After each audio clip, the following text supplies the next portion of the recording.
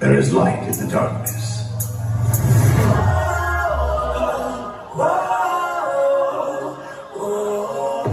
Siguro nung nilikha tayo ng Diyos, pagkatapos niyang itulad sa kanyang imahe ang ating mga kaluluwa, inukit niya ang kanyang pag-ibig sa ilalim ng talukap ng ating mga mata.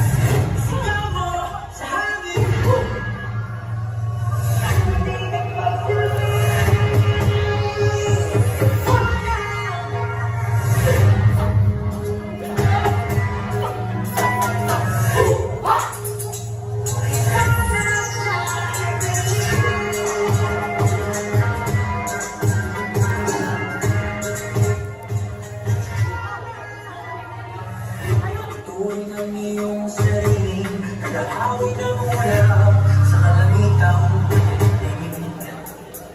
ang parang yayanig sa bawat hirap magigising ng lupang unang sarili. Ikaw ang magsasabi, kaya mo to.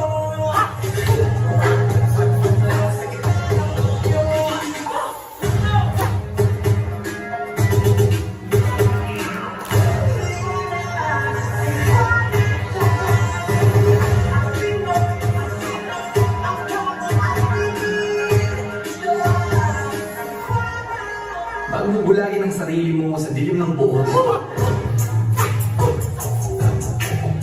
liwanag ng kaligayahan, pasalusuyan mo yung kalagayan, tandaan mo sa lilim ng aking pag-ibig.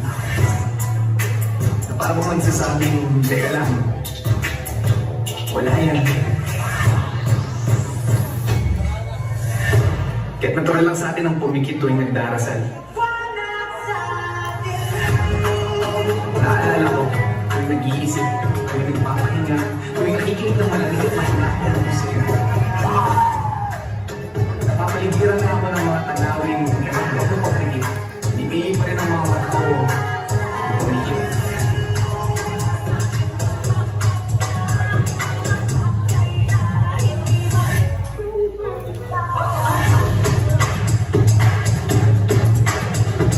Magtago sa inyo ng tabi, sana siguro, ilungit ng Diyos ang kawalang hanggan. Napilit hinahanap ng ating kaluluwa sa mga pasilyo ng ating katawan.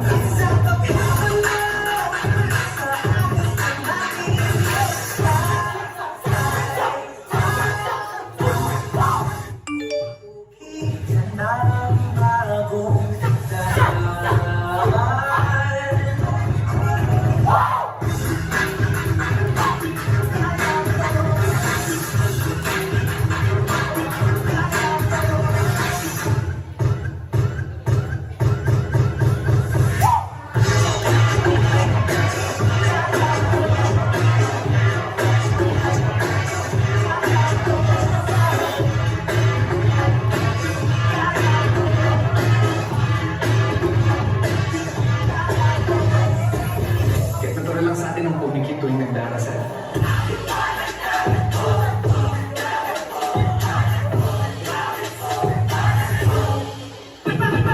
Gusto ko maniwala na ito ang dahilan kung bakit umupo ang tao libo-libo beses sa isang araw at kung bakit hindi man aking pangarapin. Habang buhay, balang araw. Kaibigan, hindi ko alam kung anong pinagdaraanan mo ngayon.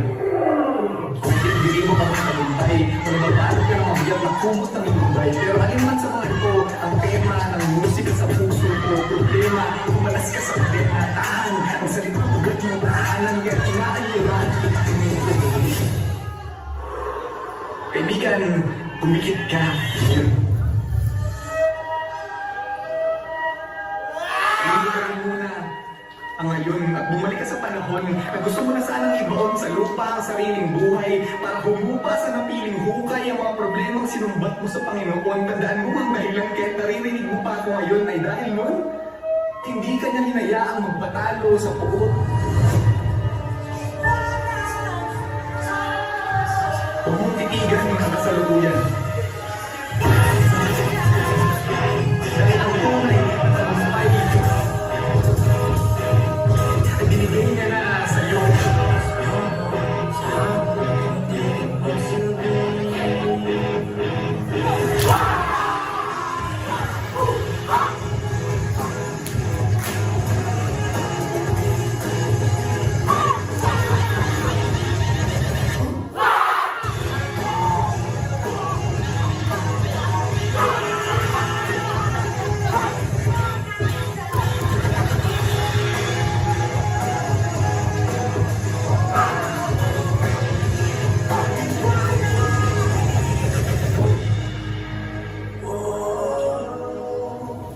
Dumikit ka muna, pero dumilat ka rin muli.